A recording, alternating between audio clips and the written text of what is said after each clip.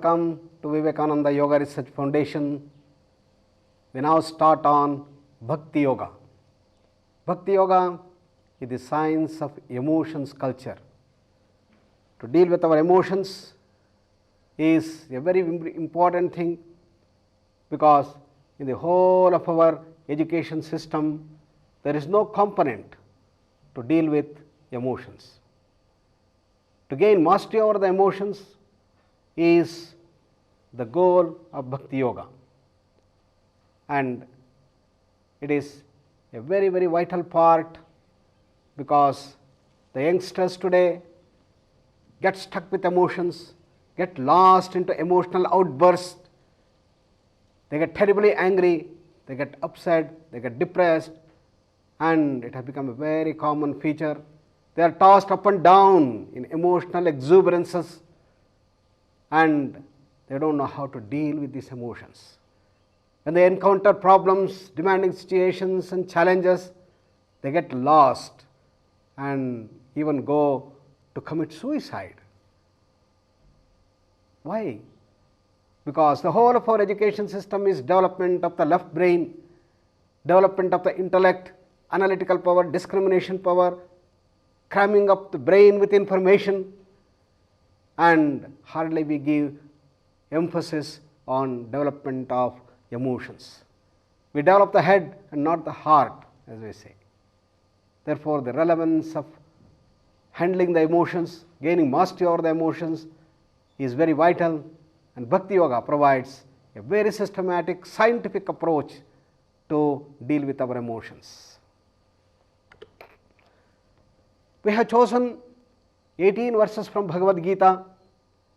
We call it as Bhakti Yoga Shloka Sangraha, and they have been arranged into these 8 different phases. Verse number 1 gives introduction after the prayer. Then verse 2 to 7 give us a way by which we can move from gross carnal desires to the good friendship, prema to bhakti. Then fructification of bhakti through saguna sakshatkara, described in 8 to 13. 14th verse talks about nirguna sakshatkara, which leads to parabhakti. What happens to such a person at the time of death is described in 16, and the ultimate merger has been described in the last 2 verses, 17th and 18th. And let us look at the schematic, which gives a dimension of the whole of Bhakti Yoga. To begin with, we start with the 2 major traits which is available in all of us, the Asuri Sampat and Daivi Sampat, the demonic vices and the godly virtues. And Bhakti Yoga says we start transforming ourselves to Daivi Sampat. How do we do that? The gross carnal desires called kama has to be transformed into prema, the real friendship, through sacrifice, and prema has to be elevated to the level of bhakti through surrender, prapatti, and that leads us to the sakshatkara, that is the saguna samadhi. And various types of samadhi, going deeper and deeper into the advanced Bhakti Yoga, ultimately reaches to the nirguna or the nirvikalpa samadhi, and at the time of death he leaves his body voluntarily to enter into moksha, the total silence, the abode of all bliss, knowledge, freedom and creativity. Let us start with the prayer. Vasudeva sutam devam Kansachanuramardanam Devaki Paramanandam Krishnam Vande Jagadgurum. Krishna, the godly son of Vasudeva and Devaki, bringing immense bliss unto her. He is the slayer of Chanura and the Kansa, the biggest of the terrorist kings who propagated adharma in the whole society. And Krishna, he is the guru of the whole creation because he only embodies and symbolizes the cosmic forces of sustenance in the whole universe. And by offering our worship, what happens? Mukam karoti vachalam pangum langhayate girim yat krupatamaham vande paramanandasmadhavam. We offer our salutations to that Madhava, the source of supreme bliss, another name of supreme bliss or pure reality, whose grace makes the dumb eloquent and the cripple cross mountains, and that is the grandeur. A dumb becomes a great orator, a lame climbs up the Himalayan peaks. Such is the power of his grace. The great power within us, the immense reality that we have, and that can be achieved through our salutations. What is salutations? Salutations is to tune ourselves, to resonate ourselves with the consciousness of Krishna, that is the deepest level of consciousness, very near to our source. Having said that, now Krishna introduces the subject in his own characteristic style, saying that there are 4 types of people who start moving towards me.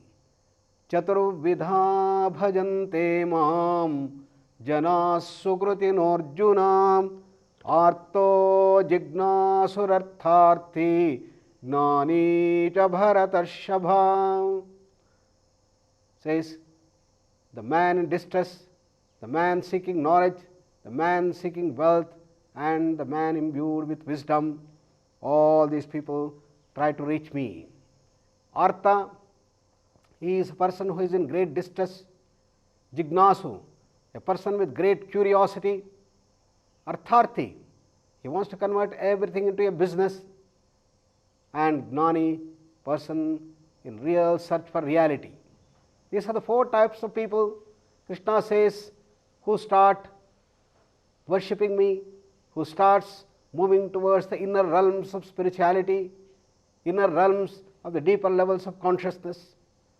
All of us know when we are in great distress, I am suffering from cancer, I am suffering from various types of diseases, and I say, oh Lord, please save me.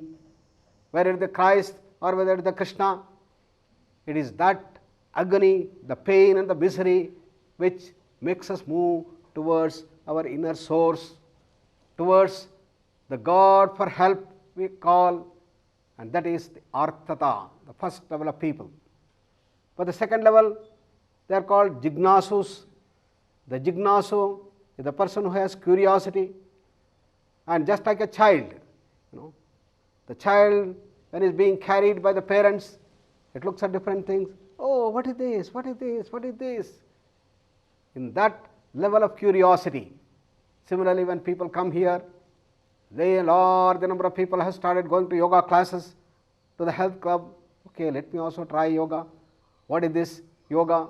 So many people come here to Prashanti Kutiram, hundreds of them, and let me go and see what is happening there. Curiosity oriented. That's called the Jignasu. And the third is an Artharthi, is a businessman. Nowadays, there is even recession in the IT, and everywhere people have started taking to the practice of yoga. Can I not make yoga as a good business and start investing? And beautiful buildings, and along with the health clubs, you start adding the yoga, and all aspects of yoga being converted as an effective business. The goal is to get more money. And the 4th type of person, that is a Gnani. A Gnani is a person who has real desire to search for the reality, to search for the inner source, and such a Gnani goes deep in search and starts unraveling the mysteries.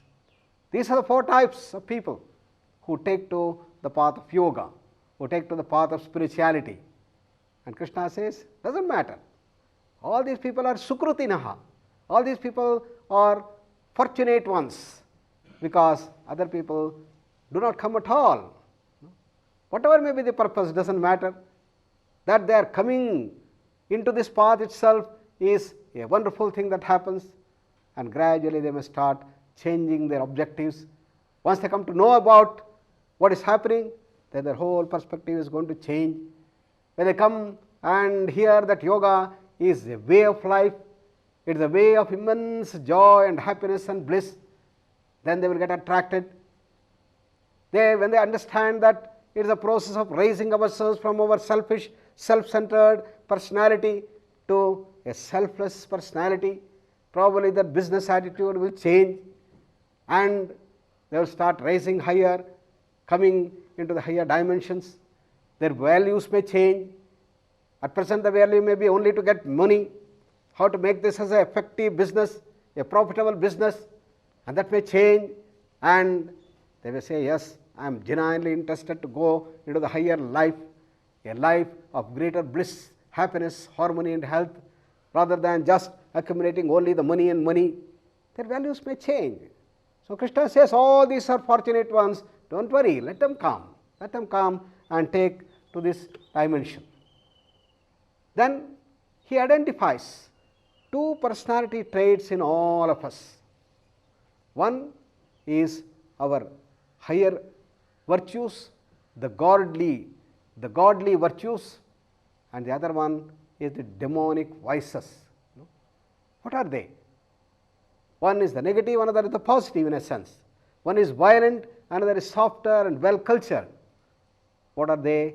He now describes Tejakshama dhruti shaucham adroho natimanita bhavanti sampadam daivim abhijatasya bharata. Absence of pride, the development of vigor, vitality, forgiveness, fortitude, purity, absence of hatred, all these belong to the category of divine state.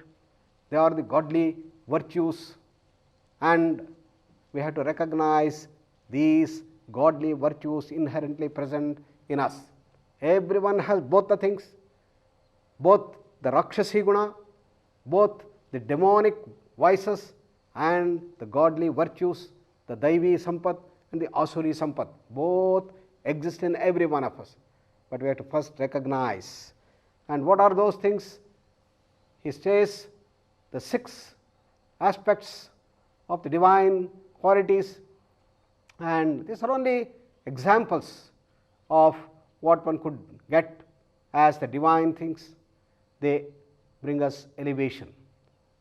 Brightness, dynamism. Kshama is forgiveness. Dhruti, steadfastness.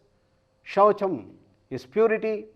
Adroha is non-cheating, no corruption, natimanisa, not showing off too much. These are the qualities of the divine ones.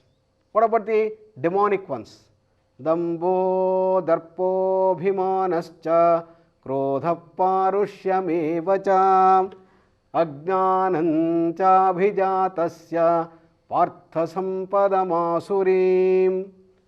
Arrogance, ostentation, self-conceit, anger and harshness and even ignorance belong to the one who is born for a demonic state. O Arjuna, please start recognizing this. The 6 demonic vices and have been beautifully enumerated here. Dambha, Darpa, Abhimana, Krodha, Parushya, Ajnana. And the important thing is we have to recognize these 2 dimensions, and every one of us is permutation and combinations of these 2 basic traits in us. And Dambha, what is that Dambha? Ostentation, ego. And this is a very, very intricate thing. He is a philanthropist, a person of dharma, but yet that ego comes over. Yes, I am such a great person who is doing dharma, I am such a great person, I am a big philanthropist. That dambha is the ego there. What is darpa?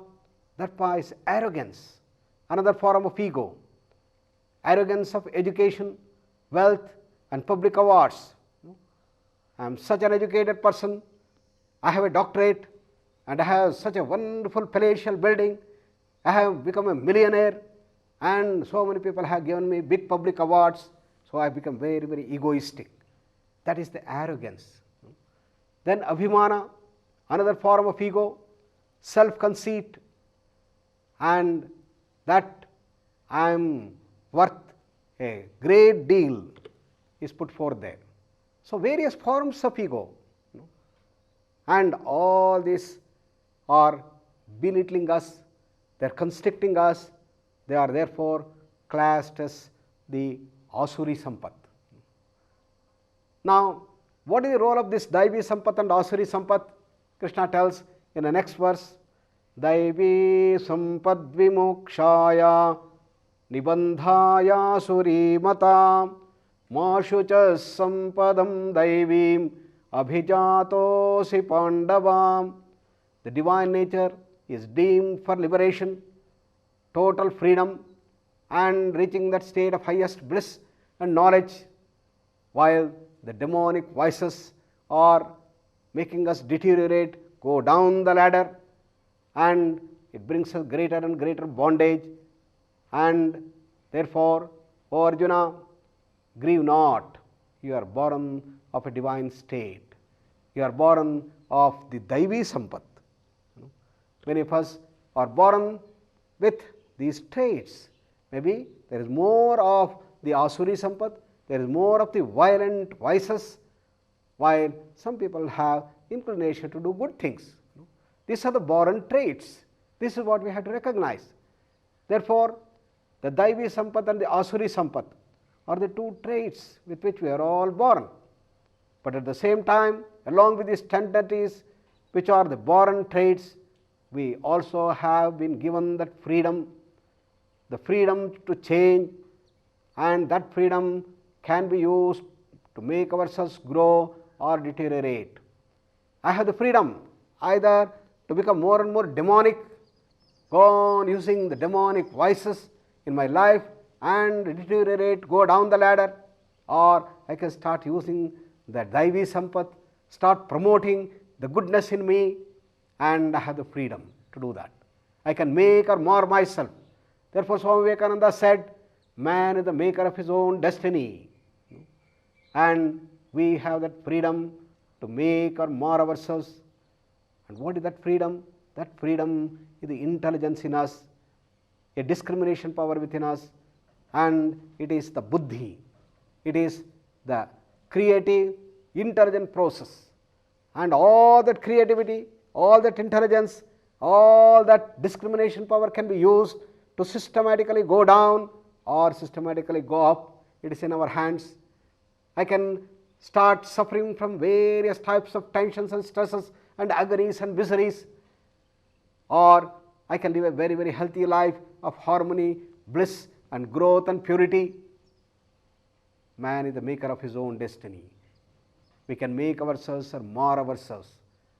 And therefore, Krishna says, the journey begins, the real pilgrimage starts when I decide that I am going to grow by developing my Daivi sampat.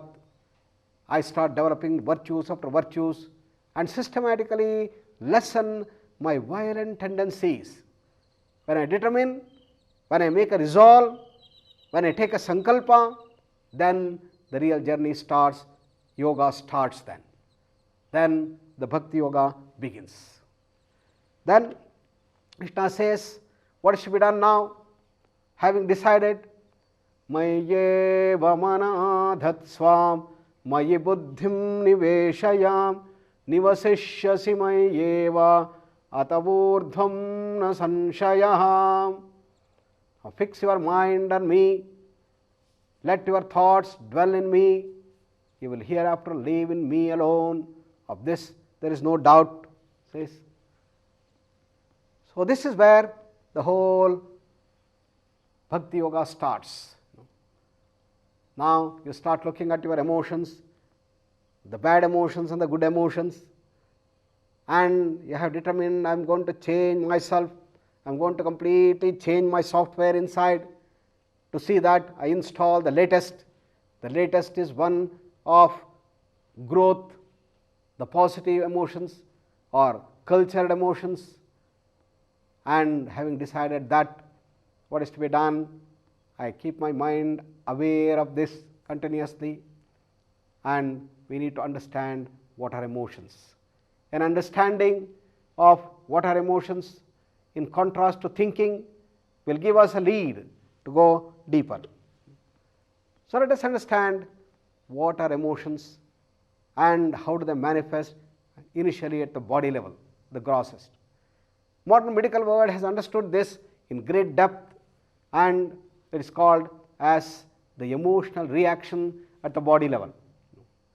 Whatever may be the type or the cause of these emotions or the stress, it could be the physical cause, the mental cause, intellectual cause. What happens in the body is the same. The higher centers of the brain are triggered, and they bring about an imbalance in the autonomic nervous system and an imbalance in the endocrine system. And these imbalances at the nervous front and the endocrine front will bring about series of changes all over the body, and that is called the emotional reaction or the stress reaction. The imbalances in the autonomic nervous system are essentially electrical in nature, while the changes in the endocrine system are chemical in nature. The hormones get secreted, and therefore the emotions bring about a change in the complete body, while the thinking is temporary, it goes only in the brain region. And because it goes all through the body, probably the emotions are more long lasting than just mere thinking. And these reactions all over the body are created by the imbalances of the nervous system and the endocrine system, and bring about the changes in thinking as well as in our emotions. And let us look at the concept of emotions according to the modern medical world and according to the yoga and spiritual lore. As we saw, the modern medical world deals with complete body, what happens in different parts of the body, how the endocrine system brings about the stress hormones, the adrenaline, growth hormones, and how these hormones brings about a complete change in the body. The heartbeat starts increasing, the respiration increases, the muscles start becoming stiff. Why all these things happen? It is because as a reaction the whole system changes. For example, you have a emotion of fear, you encounter a situation in which there is fire alarm ringing in your hall. What happens? You need a lot of energy. And how do you get energy? The body should supply more sugar and more oxygen, and the reaction should take place, and thereby you get the energy. This is exactly what happens. And this is accompanied by an imbalance in the autonomic nervous system with a sympathetic dominance, and an endocrine imbalance with excessive secretion of the stress hormones. And these stress hormones build lot of sugar into the bloodstream, and the sympathetic stimulation increases the sugar level in the blood. Both are complementary, and the breathing rate increases, the bronchus dilates, therefore more oxygen comes into the whole system, and oxygen and sugar are available now, and these things have to be carried to every cell site in the body. How is it done? Your heart starts beating faster and faster, there is an increased breathing rate, increased heartbeat, and the blood pressure goes up, and the blood carries the whole nutrients and the oxygen to every cell site. Then you have the energy produced in the cell. Then you have to run, and for running you need your muscles tight and stiff. That's what happens the muscle tone increases, and you run to safety, you are far away from the building, and you look at the whole system, there is complete return to the normalcy. This is a beautiful mechanism built into our system.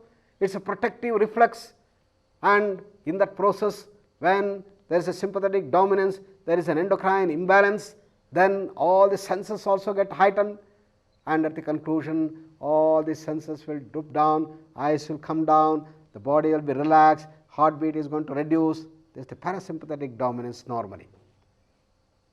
This entire mechanism has studied in great detail and great depth and has been understood vividly, very clearly. Irrespective of whatever may be the type of stress, whatever may be the type of emotions, whether it is fear, whether it is greed, whether it is excitement, whether it is the kama, krodha, lobha, moha, mada, matsarya, whether it is the jealousy, the subtle things, or the intellectual conflicts, whatever may be the cause, what happens in the physical body is same, and that is the speciality. Therefore, the modern medical world has understood the whole thing in the body, the Annamaya Kosha. If that is the concept of emotions, according to modern medical science, then there was further growth in our understanding. There are specialized emotional sciences in the brain, and when these emotional cells are triggered, then you get different emotions, and those emotions will trigger the neocortex. Neocortex in turn bring about the changes in the autonomic nervous system and also in the endocrine system. All that has been understood. And where are these emotional centers?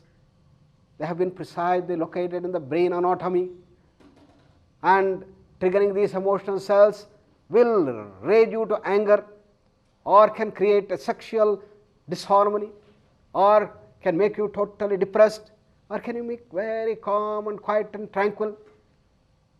They have been beautifully understood, the emotional centers in the brain, and this is how we have understood emotions at the body level completely, starting from the higher centers of the brain, emotional centers, neocortex, the whole nervous and the endocrine systems.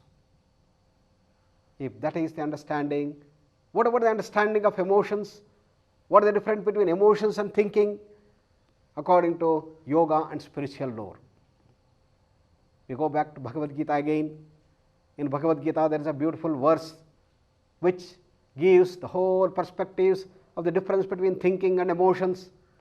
Dhyayato vishayan punsaha sangasteshu pajayate sangat sanjayate kamaha kamat krodho bhijayate krodhat bhavati sammohaha sammohat smruti vibhramaha smruti bhramshat buddhinashaha buddhinashat pranashyati.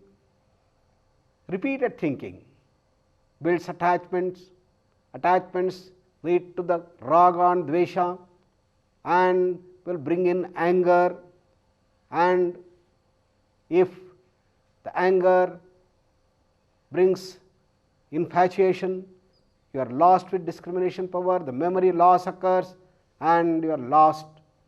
This is the whole generation of emotions. So, in this very beautifully the whole system is being understood, that the attractions and repulsions are caused, the attachments are caused by repeated thinking. It is the repeated thinking that power up the thoughts, and the thoughts lead to the emotions and bring anger, greed, jealousy, kama, krodha, lobha, moha, mada, matsarya, the 6 enemies of man, which are all considered to be the violent emotions, in contrast to the cultured emotions, which are the daivi sampat. These 6 enemies of man are the ones which are hazardous, which have to be dealt with very effectively. Therefore, according to yoga and spiritual lore, emotions and thinking are not different. In fact, emotions are powered up thoughts. When you start intensifying the thoughts, when you pack the thoughts with energy, the thoughts become emotions. And how do you power up the thoughts? By repeated thinking. And that repeated thinking will energize, and it is energized thoughts that we call as emotions. And therefore, there is an innate connection between emotions and thinking, and emotions are power thoughts, we can call.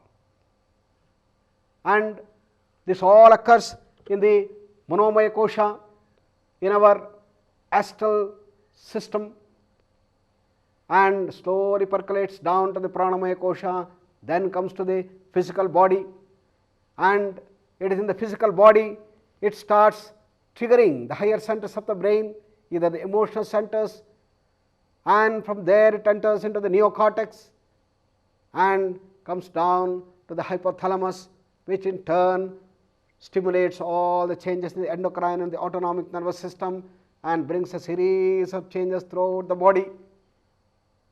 And therefore, what yoga and spiritual lore tells us is that whatever happens in the physical body is very well understood, it is fine, but where do these emotions start? They are in the Manomaya Kosha. And these Manomaya Kosha, in which the thoughts start getting repeatedly triggered, energized, will bring about an imbalance in the Pranamaya Kosha, which in turn bring the imbalance in the physical body. And that is the whole mechanism that is understood. Therefore, contained in this total understanding, it becomes more necessary that not only we deal with the body, but deal with the prana and deal with the emotions at the Manomaya Kosha level. And see that our Vijnanamaya Kosha, the objectivity, the thinking and the discrimination power will dominate the scene and will take us in the right direction. Often we are lost because in the Manomaya Kosha it becomes a very powerful emotion and our actions start getting governed by these emotions rather than what is right and what is wrong.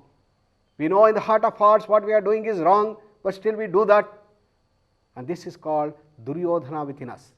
Duryodhana is not just an epic character in Mahabharata, but it is a personality trait within us. And what is the speciality of this Duryodhana personality? Janami dharmam nacha me pravrittihi, janami adharmam nacha me nivrittihi. I know what is right, but I don't do right things. I know what is wrong. Invariably, I do wrong things. Why? I get enslaved to these wrong things, violent emotions, and I get lost. So, the power emotions, the power thoughts have this capacity to enslave us and take us into the wrong path, while the cultured emotions elevate us, and that is powered by the higher jnana, the higher intellect, that is the Vijnanamaya Kosha that is being talked about here. And by following that, we go into the Anandamaya Kosha for immense bliss. So, the whole of science of emotion culture is not to descend down, but to elevate ourselves to reach that Anandamaya Kosha. That is the whole thing. So, when the likes and dislikes start dominating the scene, our actions go against what is right. The doctors have told, my dear, now you have got diabetes and your sugar levels have started going up, but I know you are very fond of your gulab jamun, and unless you stop eating sweets like this, your sugar levels will still shoot up and you have to take more and more insulin. I therefore suggest, please stop the jamun and all the sweets. I tell, okay, I will do that. Then you come back after 3 days, there is a big party, there is a big festival, and lots of sweets have been lined up. What happens? As soon as you look at, the senses start pulling you out into the sense objects, and there is a big war that starts, and this is the Kurukshetra war. Our senses and the tongue demanding us, come on, go and eat, and your discrimination power is telling, no, don't eat it, don't. You are suffering from diabetes, the doctor's advice. That is the Kurukshetra war. And what wins matters. If you tell to yourself, okay, let me eat this sweet, after all, what is going to happen? Let me go and have one more tablet of diabetes, or have a prick of insulin. No, after all, the doctors also have to survive. If you say that, you have gone against the cosmic law, you have been dominated by the emotions, and that is the Duryodhana character talked about in Mahabharata. That we succumb to the emotions, we get enslaved to the emotions and get lost. The sense attractions, which are very, very powerful, they enslave us. But how to use it? We can use that to overcome the tamas. This is the yoga way of doing it. When you have these violent emotions, use them to overcome our tamas. Show all the incentives and others, and that starts bringing us the mastery over the emotions. So therefore, using our discrimination power, we start growing. But there was a powerful thinking. It says that never try to control your emotions, because if you try to control your emotions, you will get into suppression. The suppression may lead into boomerang effect, and you may suffer from large number of different ailments. And therefore, what is to be done? Give free vent to the emotions. Never try to control. Controlling the emotions may lead to suppressions, and that may lead to boomerang effect in the form of stress ailment. And therefore, what is to be done? Sigmund Freud said, please do not suppress, give free vent. Day in and out, the doctor was getting large number of people suffering from mental ailments, neurotics and psychotics and whatnot, people going into deep depression, unable to come out. He found one single cause in all these people, that there was a suppression of the emotions, probably due to the customs, manners, habits, superstitions, and the social pressures in which we live today. They were all suppressing, I should not do that, I should not do that, I should not do that. Therefore, he said, no, never try to control the emotions, give free vent to them. And that's how the freedom became the watchword, which became the basis of the society in the United States. But what has happened? Where has this freedom led us? It has led us to license and to all sorts of hazards of the modern developed society, and it has led into student unrest, the alcohol, the sex and the drugs and the terror, and the family divorces on the ascent, large number of psychosomatic ailments and psychiatric problems. The social harmony has been disrupted. In spite of all the riches and wealth and comforts, the agony of stress is blazing up by wildfire, and increased pain and misery have all come up.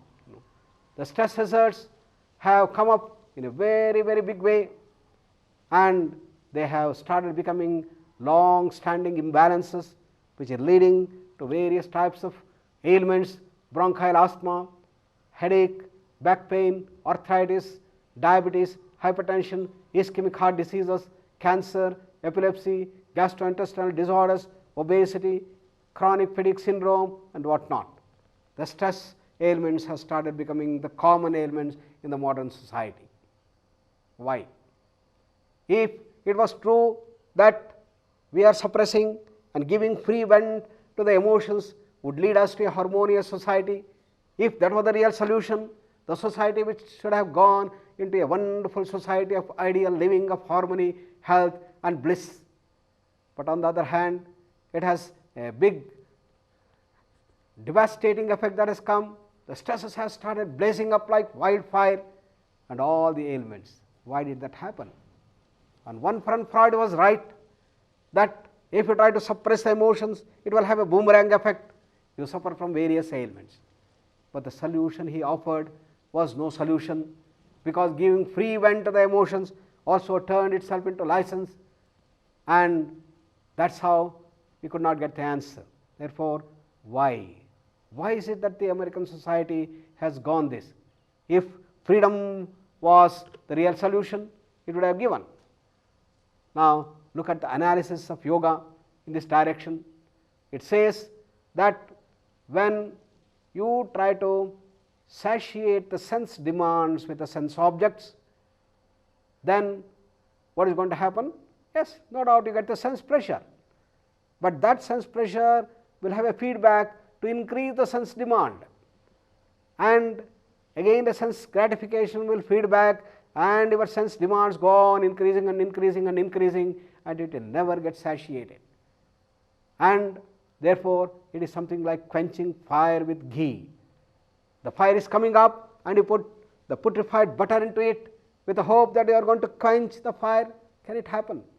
Similarly, the senses are outpouring themselves, trying to get the objects they want, and if you give the objects to the senses, then the demand of the senses will increase. You have a nice beautiful car and you are seeing the car is giving a very good effective service, but the desires come, let me have the latest car, latest model car, and you work for it, and by September, October when the new model car comes, you lose lot of money and give out this car and have a new latest model car. And what happens? In a few days all your thrill and excitement will go away, and now you look for a bigger car, maybe a higher value car like maybe Mercedes, if not a Rolls Royce. It goes on and on, on and on. You got a nice house, a very comfortable house with 3 bedrooms, and now you want to go for a big palatial building with 5 rooms. And we never ask whether really it is a necessity. Myself, my wife and 2 of my children, well, 3 rooms are adequate. Why should I go for a 5-room house? And this goes on and on, and the senses never get satisfied. And yoga says that this is the order, this is the law of the senses. The more you try to satiate the senses with the sense pleasures, by the sense objects, the demand of the senses is going to increase, and it is like the ghee being poured into fire, and the fire will blaze up more and more. Now then, what is the way out? Now here we have a big challenge. On one front, if you try to control the emotions, you get into suppression, which in turn will lead to large number of modern ailments and the hazards that we saw of psychosomatic ailments and so on, which Freud was noticing. On the other hand, if you give free vent to the emotions and allow the emotions to go, it turns itself into license, it leads to the hazards of the modern society, and therefore what is the way out? If you try to control, there is a boomerang effect. If you give free vent, it is no solution. And that is where the modern society is totally lost. It is here that yoga, the Bhakti yoga, gives us the right solution. It says that the way out is sublimation of desires and not suppression, nor is it giving free vent. And sublimation, suppression, what is the difference between the two? You have used only a word sublimation. What does it mean? Sublimation is to slow down. The energies are coming up, and suppression is just to block the energies. As soon as you remove the block, there is going to be an outburst of all the energies. On the other hand, if you give free vent, the demand will increase and you want more and more. Sublimation says you must learn the art of energy management. You must understand how to slow down the energy outbursts that are coming up. The energy that you are generating in the form of emotions, the senses rushing towards the sense objects, now has to be calmed down, has to be slowed down, has to be controlled. The energy that are being oozing out has to be reduced, and you must gain control and mastery over the energy production, and that is the whole solution called sublimation. Sublimation is to slow down. Sublimation is to calm down, slow down all your reaction. And I always give an example of a novice driver and an expert driver. A novice driver is driving very fast and overtaking all others with an excessive speed of 90 kilometers, 100 kilometers an hour, and as he is going like this, breaking almost all the traffic rules, he sees the red light on there, trying to say stop, and this fellow is hopeful by the time I reach that red it is going to turn green, and is not reducing the speed, and as he reaches the red, hardly a few more yards left, then he finds there is a big police inspector there trying to catch him, and he jams the brake. The whole car comes to a grinding halt. Everybody sitting in the car are shaken up, and they curse, what a type of driver. Now look at a master driver. He is also going at a high speed of 100 kilometers, overtaking, but as soon as he sees the red, he decelerates, comes down to 70 kilometers, 40 kilometers, 30, 20, and slowly comes to a soft halt. Nobody in the car sees this deceleration, and again when the red turns green, he accelerates and grows. That is the difference between a master driver and a novice. A novice has no control on himself and on the car, and this is what happens to us in our emotions. A novice as we are, we have not been trained, we have not become masters. As a result, when we get the emotions, we try to block it. No, no, no, that is a suppression, and it's going to have a boomerang effect. What is to be done? You slow down, decelerate, decelerate, decelerate. The excessive energies that are outpouring through the emotions now had to be reduced, and that is the process of slowing down. Slow down all our reactions is the key factor of sublimation. Eat slowly and think slowly and clearly, walk slowly, talk slowly, and as Swami Chinmayananda said, hasten slowly. Do not react but act. Slow down all your reactions. That is the whole essence of sublimation. That we are in such a rush, we don't have time even to eat, and we have developed the buffet system. You go there and gulp in as fast as possible and then run to the work. This has become the order of the day. This has become the high-tech era in which everything goes faster and faster and faster, and this has led to immense emotional outbursts, and we react very strongly. A small change, a small suggestion which may just touch your ego, immediately you burst with anger, you burst with grief, and there is a collapse in the share market, and you feel that the whole life is gone, and you are prepared to commit a suicide. Tremendous reactions. Yoga says, do not violently react, don't be so fast. You have patience, you have the process to be slowed down. That is the trick. It says, don't react but act. Act involves freedom, act involves intelligence. You have to work with that intelligence, you have to use that freedom and start sublimating. So this is the art of sublimation, and the art of sublimation involves slowing down at the first step.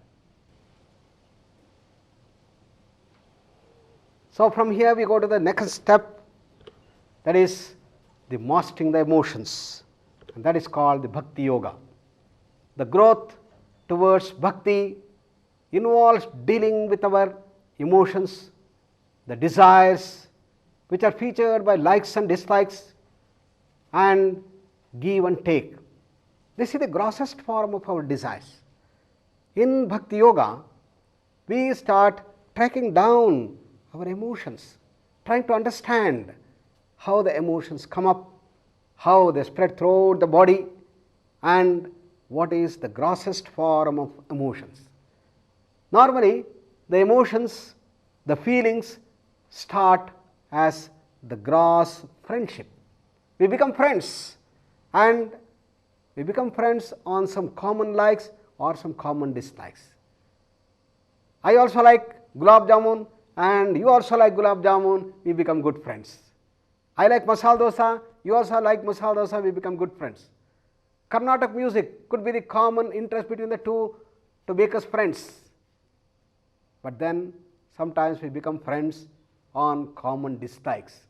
I don't like him and you also don't like him, and we become good friends. I remember once we were traveling to Delhi, and in our compartment there was a person who went on criticizing the then Prime Minister Indira Gandhi, and one after another everybody was keeping quiet. But then yet another person came from the next compartment, he he was walking across. As soon as he heard the criticism on Indira Gandhi, he also sat there and started adding fuel to fire. And the conversation went on, and the whole of that journey, they started criticizing in all fronts. They become such chums, such friends, friendship on common dislikes. And this is the grossest form of love, the grossest form of our friendship. And there is always a sense of give and take at this level. I give you a party today. I know you like masala dosa, I also like masala dosa. Let us go and have a masala dosa party. I will pay for that. But next time, I expect that you are going to take care of me. You are going to pay the bills next time. And maybe after 3 days, maybe 5 days, 1 week, take your time, doesn't matter. But next time is your share. If this doesn't happen, then our friendship goes. There is always expectation of a return. This is at the Nyaya level or the Rajasic level. This is the grossest form of love called Kama. This is called the general friendship. But from there, we have to rise higher to the next level of friendship. And as the proverb goes, a friend in need is a friend indeed, as it is said. And that is called Prema. Prema is Kama plus Tyaga. Prema has the dimension of Tyaga, the dimension of sacrifice to be added on to the level of gross friendship. What is the sacrifice? Mother's love for the child. She doesn't expect anything in return from the child. She goes on pouring her heart, does everything that is needed for the child's growth. She gives material possessions. She gives the comforting touch. She gives nice clothes, take care of the food of the child, and what is necessary for the growth of the child, everything she takes care with meticulous care and no expectation of return. Whether this boy, when he grows up, whether he is going to help me or not, whether he is going to take care of me in the old age or not, is of not concern at all.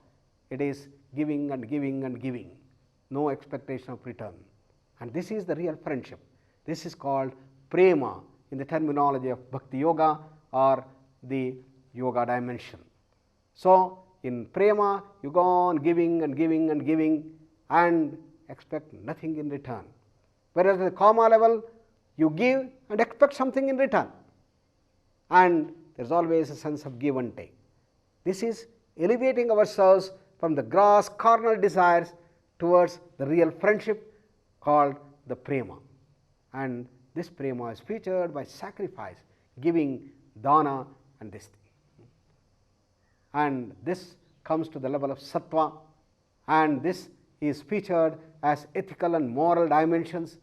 This is called as the Dharma, and in all religious tenets, whether the 10 commandments of Christ or the 10 commandments of Manu or the 10 Yama and Niyama that the Patanjali provides us as foundation to yoga, everywhere these 3 aspects are inherently present. The Prema Bhava is the one that is invoked here. Prema Bhava involves the Sukha of your partner. Tat Sukha Sukhitvam. You always look at the happiness of your partner, your friend, and you don't care for yourself. Whether it is controlling your senses, whether it is denying yourselves of certain possessions and comforts, you care not for that. You want that your baby should be very happy. You want that your friend should be immensely happy in the encounter, and you want your spouse to be very happy. And in his happiness or in its happiness or in her happiness, I get all the happiness. Tat Sukha Sukhitvam, as Narada defines. Narada in his Bhakti Sutras says that what is that real Prema, what is that real growth in our feelings, that without expecting anything in return, you go on giving and giving. You pour your heart, you give all your material possessions, and that is the dimension of Tyaga involved. Therefore, the formula is that Prema equals Kama plus Tyaga. That is, Prema, the real friendship, is Kama, the normal friendship, plus add on to that the Tyaga, the sacrifice. And from here, Now we have go to the next level, from prema to the level of bhakti. And what is that dimension of bhakti, we will see in the next session. Thank you.